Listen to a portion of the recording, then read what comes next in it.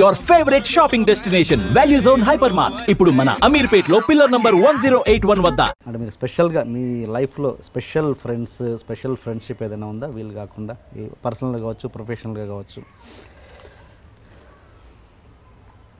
Cinema ఇండస్ట్రీలో నాకు పెద్ద ఫ్రెండ్స్ అంటే హలో ఫ్రెండ్స్ అని సార్. నాకు గుండె నిప్పి ఫ్రెండ్స్ ఎవరు లేరు.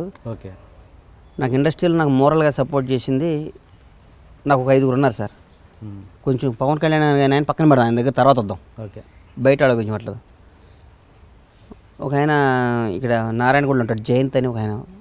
నా ప్రతి ఆడియో ఫంక్షన్కి వస్తుంటాడు. ఓకే. ఆయన వైశాస్ ఆయన కూడా ఒక ముస్లిం ఆయన ఉంటాడు, ఓల్డ్ సిటీలో హమీద్ భాయ్ అని, ఆయన కూడా. వీళ్ళిద్దరూ ప్లస్ నాకు సొంత బ్రదర్ అంటే ఎక్కువ. నా బ్రదరు మా అన్నయ్య ఎట్లో నాకు అట్లా. రంజిత్ రెడ్డి అని ఎస్ఆర్ గ్రూప్ హ్యాచరీస్, ఓకే. ఆయన సొంత తమ్ముడు కూడా ఎవడో అట్లా చేయడము, సొంత అన్నదమ్ముడు అట్లా ఉంటారు, మేము అట్లా ఉంటాం. ఈరోజు నేను ఈ లాస్ట్ 2 years 3 years నుంచి కూడా మేము ఇట్లా మా పౌల్ట్రీ ఇండస్ట్రీ లాస్ట్ 3 years కొంచెం బాగా. ఓకే. హ్యూజ్ లాసెస్ ఉన్నాయి అంతే ఇండస్ట్రీ మొత్తం ఆల్ ఓవర్ ఇండియా. ఇట్లాంటి టైంలో కూడా మనం తట్టుకొని ఇంత బాగా మనం చేసుకొచ్చామంటే బికాస్ ఆఫ్ రంజిత్ రెడ్డి అండి. ఒక రకంగా నాకు సొంత బ్రదర్ అనుకోండి. ప్రతి విషయం మేము ఇద్దరం మాట్లాడుకుంటాం. ఈ ఇండస్ట్రీ పరంగా వస్తే నన్ను ముందు నుంచి ఎంకరేజ్ చేసి నేను ఉన్నారా అని నడిపించింది మా ఫైనాన్షియల్ సత్యరంగయ్య అని, మీ పేరు అయినా ఉంటారు. సత్యరంగయ్య ఆయనండి. సినిమాల్లో నాకేమన్నా నా కోసం అరవింద్ గారి దగ్గరికి వెళ్ళి మా గణేష్ డేట్లు, బన్నీ డేట్లు నేనున్నా అని చెప్పి నన్ను ముందు నుంచి ఎంకరేజ్ చేసుకొచ్చాడు ఆయన. అట్లాగే సినిమా ఇండస్ట్రీలో నాకు మనసు బాగా బాధ అనిపించి, అమ్మ చిరాకు అనిపించి, ఏంద్రా ఇది అనిపిస్తే త్రివిక్రమ్ శ్రీనివాస్ గారి దగ్గరికి వెళ్తా. గురుగారు, డైరెక్టర్ గారు, ఇది ప్లాన్ ఏంటంటే ఆయన దగ్గర ఒక గంట కూర్చుంటే మొత్తం బ్యాటరీ డౌన్ అయిపోద్ది, మొత్తం మళ్ళీ మన మీద మనకి కసి వస్తుంది, మళ్ళీ మనం పని చేసుకుని ఉంటాం. అది ఏంటి ఆయనతో అంత రిలేషన్ మీకు? అంటే ఎట్లా ఏర్పడ్డది? త్రివిక్రమ్ గారు నా ఫస్ట్ ఆయనతో సినిమా చేద్దామని ఎప్పటి నుంచో జరుగుతున్నా. మా తీన్మార్క్ డైలాగ్ రైటర్ ఆయన. తర్వాత ఆ సినిమా ఫ్లాప్ అయినాక పాపం గబ్బర్ సింగ్ సినిమాని తీన్మార్ అప్పుడు నేనే కొనటం జరిగింది, దబాంగ్ని. హీరో గారు సొంతంగా చేస్తారా పవన్ కళ్యాణ్ క్రియేటివ్ వర్క్స్ మీద అని చెప్పారు. చేసుకోండి బాబు, మొత్తం నేను ప్రొడక్షన్ చేసి పెడతానని చెప్పారు. అయినాక ఆ ఫ్లాప్ అయిన జర్నీలో హీరో గారు నాకు ఇద్దామని మెంటల్గా ఫిక్స్ అయ్యారు, గణేష్కి ఇద్దామని. త్రివిక్రమ్ గారు కూడా వెళ్ళి ఈ సినిమా గణేష్ చేస్తే బాగుంటుందని చెప్పి నా కోసం సెట్ చేసి, గబ్బర్ సింగ్ అనే సినిమా ఇవాళ రూపురేఖలు దిద్దుకోవడానికి పవన్ కళ్యాణ్ గారితో పాటు త్రివిక్రమ్ గారు కూడా అంత ముఖ్యం. అంటే అది నా జీవితాన్ని నేను మార్చిన సినిమా కదా సార్. నేను ఇప్పుడు పవన్ కళ్యాణ్ గారు అంటే త్రివిక్రమ్ గారు అన్న, పవన్ కళ్యాణ్ గారు అంటే త్రివిక్రమ్ గారు అంటే నాకు ఒక బుక్ లాంటాడు. ఆయన ప్రతి విషయంలో ఆయనతో నాకు పర్సనల్ డీప్ ఉంటే ఆయనతో మాట్లాడుతుంటాను.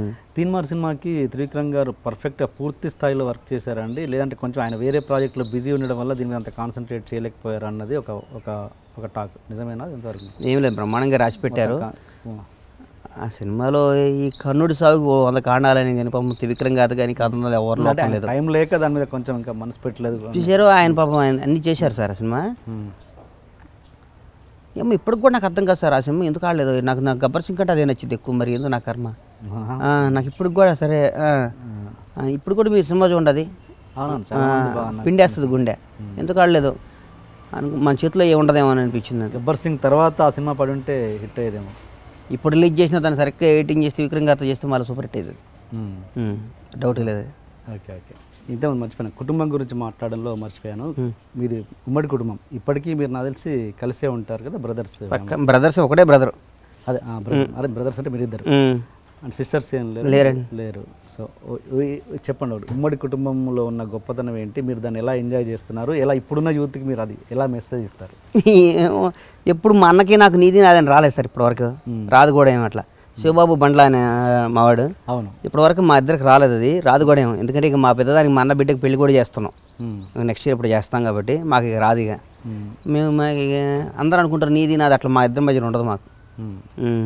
మేము అట్లా మా అమ్మ నాన్న మమ్మల్ని అట్లా పెంచారండి. ఓకే ఉమ్. ఇప్పుడు పిల్లల్ని కూడా అలాగే అనుకుంటున్నాం. మన చేతులు ఏమని సార్, మనం ప్లాన్ వేస్తే భగవంతుడు మాస్టర్ ప్లాన్ వేస్తాడు. మన చేతులు ఏమని చెప్పండి. మనం ప్లాన్ వేసుకుని వెళ్తాం, దారిలో యాక్సిడెంట్ అయ్యిందంటే షాద్నగర్ పోవాలని బయలుదేరుతాం, దారిలో యాక్సిడెంట్ అయితే మన చేతిలో లేదు కదా. మన ప్లాన్ అయితే కరెక్ట్గానే ఉంది, మరి భగవంతుడు యాక్సిడెంట్ కాకుండా చూడాలి. మీ ఎడ్యుకేషన్ ఇంటర్ ఫెయిల్ అన్నారు కదా, ఇప్పుడు మామూలుగా ఇప్పుడు నార్త్ నుంచి ఆర్టిస్టులు వస్తారు, హీరోయిన్, విలన్స్, లేకపోతే ఇంకా అదర్. మీరు ఢిల్లీకి కూడా రెగ్యులర్గా వెళ్తుంటారు. మీరు ఎట్లా? నేను ఇంగ్లీష్ హిందీ బ్రహ్మాండంగా మాట్లాడతాను సార్. అవునా? ఓకే, అడుగుతున్నాను. నా బాధను వాళ్ళకి అర్థం చేసుకుంటారు.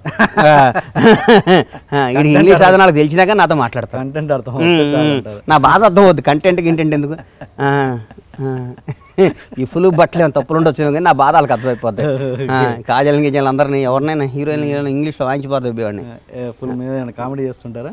కామెడీ వర్క్ ప్రొడక్షన్ చేసేటప్పుడు కామెడీ లేదు సార్.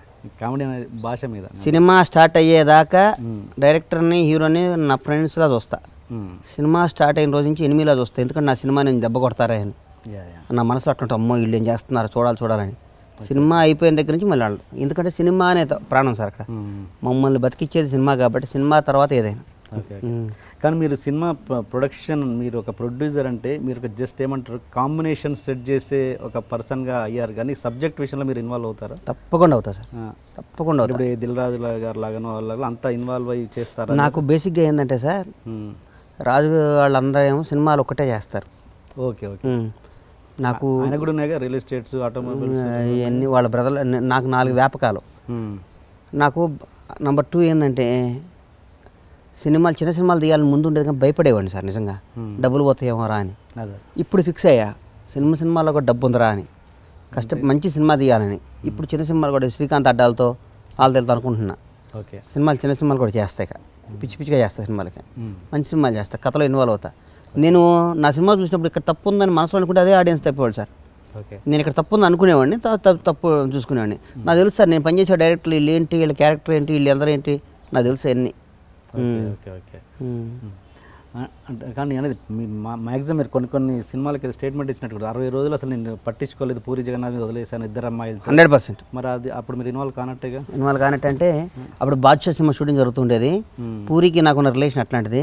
అన్న బడ్జెట్ అన్న అనుకొని పంపించేవాడిని, 60-70 రోజులు వెళ్ళేవాడిని కాదు, పూరి గారి మొత్తం చేసి పెట్టాడు. Okay okay. అక్కడ ఏంటి చిన్న కాంబినేషన్లో ఏదైనా సరే చిన్న క్లాష్ ఏమైనా వచ్చింది అక్కడ, 2 అమ్మాయిలతో, పూరికి అర్జున్కి, అల్లు అర్జున్కి? ఏం లేదండి, చిన్న కాంబినేషన్ అలాంటివి చేంజెస్లో అట్లా ఏం లేదు. ఓకే. ఇంకోటి, మీరు కెరీర్ స్టార్ట్ చేసింది, అసలు ఇండస్ట్రీకి అడుగు పెట్టింది ఒక ఆర్టిస్ట్ అవుదామని కదా, ప్రొడ్యూసర్ అవుదాం మీరు ఎప్పుడు అనుకోలేదు? డైరెక్టర్ అసలు వేరే యాక్టర్ అవుదామనే, యాక్టర్ అవుదాం, చిరంజీవి గారు కట్టి పోటీ ఇద్దామని వచ్చాం. చిరంజీవి గారు ఫ్యాన్ వచ్చి ఈయనకి పోటీ ఇవ్వాలనుకునేవాడిని. ఎవరైనా అంటే హీరో నేనేవాడిని, మనకు తెలియదు, ఇక్కడికి వచ్చినా తెలుసు ఇక్కడ సినిమా అంత ఉండదు అబ్బాయిని. సరే ఓకే, అంత ప్యాషన్తో వచ్చారు కదా, ఇప్పుడు ఏదో సడన్గా ఇప్పుడు మీరు ప్రొడ్యూసర్ అవడం అనేది లక్ అంటారా, లేకపోతే నా వర్క్ అండి, నా కష్టం, కృషి పక్క? ఓకే, నా కృషి, పవన్ కళ్యాణ్ బ్లెస్ దయ. ఓకే. అయితే ఇప్పుడు మీరు ప్రొడ్యూసర్గా వెళ్తున్నారు కదా, బట్ మీరు మెయిన్ ప్యాషన్ వచ్చి ఆ దాహం తీరలే కదా, మీరు ఆర్టిస్ట్ దాహం అయితే మీరు ఖచ్చితంగా తీరలేదు, అది తీర్చుకోవాలని ఉందా, లేదా అసలు పట్టించుకుని మోసపోయింది సార్ దాని మీద పోయింది. సినిమాలే తీయాలి, బాగా మంచి స్టూడియో కట్టాలి. నా 2 కొడుకులు, ఒక కొడుకుని ఇండస్ట్రీకి తీసుకురావాలి నిర్మాతగా, ఆయన కూడా యాక్టర్ చేయాలి, ఇండస్ట్రీని ప్రొడ్యూస్నే చేస్తా. ఓకే. ఒక కొడుకుని పోల్ట్రీలో పెడతా. ఓకే. ఆర్టిస్ట్ గారిని చేయరు, హీరో? ఇద్దరు బాగున్నారుగా పిల్లలు? బాగున్నా చేయను, నా కొడుకు నిర్మాతం చేస్తా. ఇప్పుడే అన్నారు దేవుడు, మనం ఒక స్కెచ్ చేసే ఆయన నా స్కెచ్ ఇది, మరి దేవుడు ఏం చేస్తే మనం చెప్పలేదు. ఇప్పుడు ఏదో తేజ గారు లాంటి వచ్చి మీ అబ్బాయి హీరో చేస్తా అంటే ఈ కూడా ఎందుకుంటాం? మీరు ప్రొడ్యూసర్ అవుతాను, మీరే ఉంచలేదు. నేను ఉంచే ఏమన్నా